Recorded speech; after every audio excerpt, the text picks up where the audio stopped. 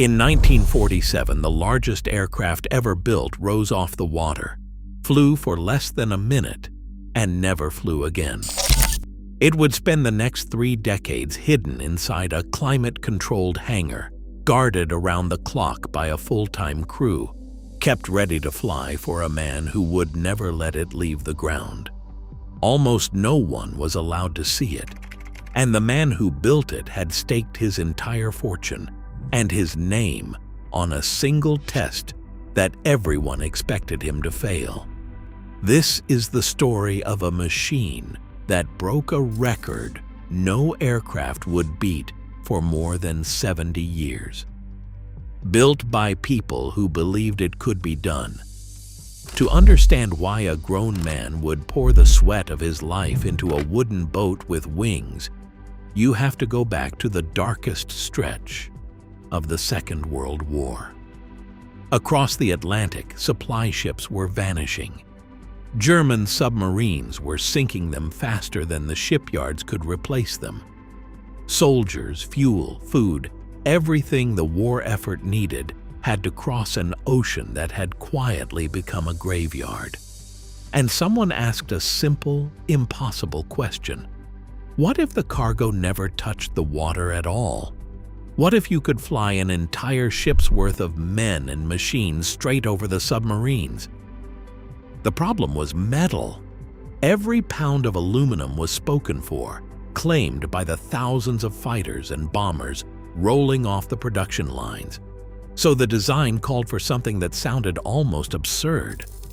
Build the largest flying machine in history out of wood. The man who took on that challenge was one of the richest and strangest figures in America. His name was Howard Hughes, a film director, an aviator, an industrialist who flew his own record-breaking aircraft and trusted almost no one. When Hughes committed to a thing, he committed completely, past the point of reason, and he committed to this. He took it on alongside the shipbuilding magnate Henry Kaiser, though Kaiser would walk away from the project before it was done, worn down by the endless delays. What his team built over the next several years had no equal anywhere on Earth.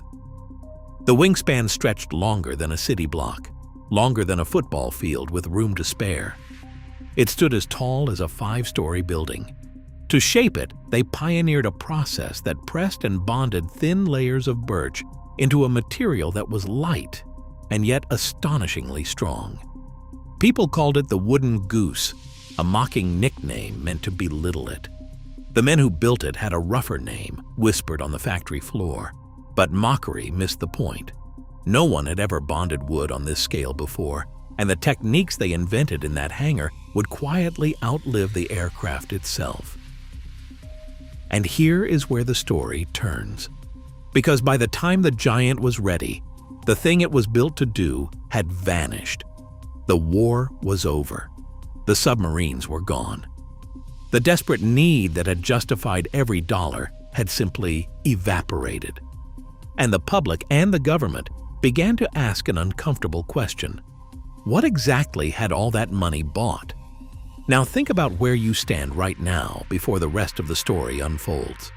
Some people hear this and see a visionary, a builder punished for daring to attempt the impossible on a timeline no one could have met.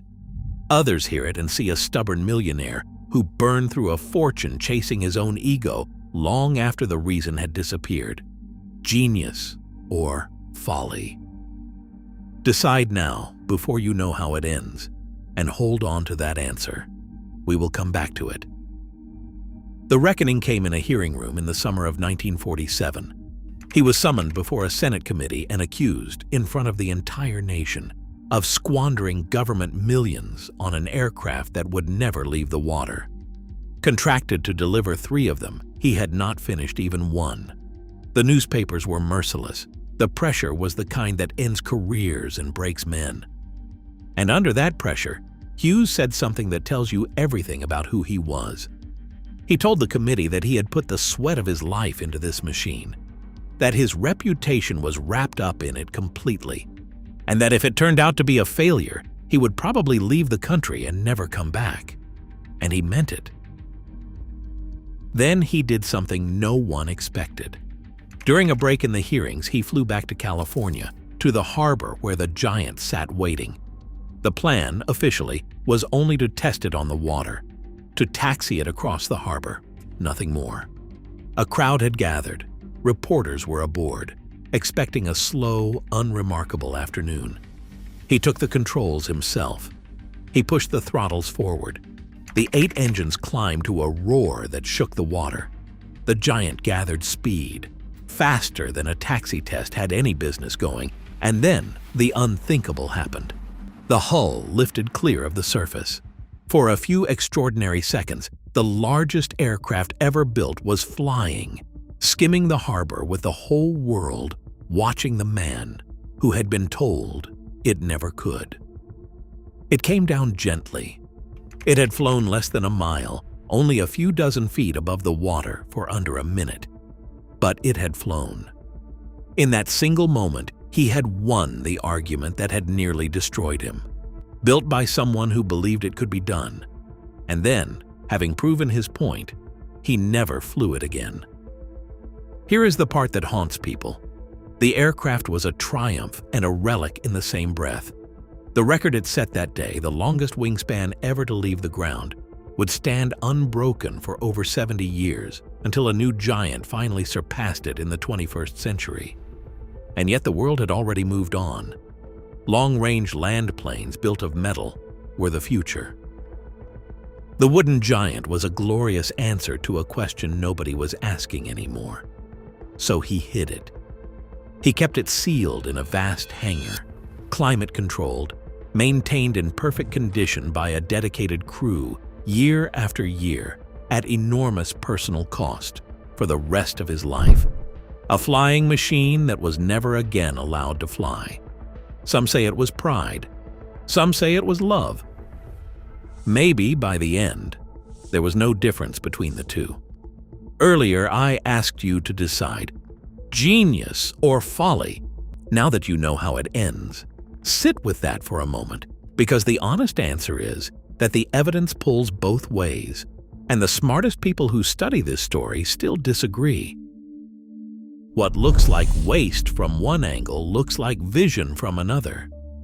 If you called it from the start, you already know which side the facts lean toward for you. Tell me where you landed, and tell me why. Because what really disappeared when that hangar was finally opened wasn't just an aircraft. It was a way of building that no one needed anymore. The knowledge of how to bend wood into something that could touch the sky lived on in a handful of patents and a single surviving giant, now resting in a museum where you can still stand beneath that impossible wing and feel very, very small. It was built by people who believed it could be done, and that's worth remembering. If stories like this one stay with you, subscribe and turn on notifications. Every week we bring one more lost machine back to life and tell you the story the history books left out.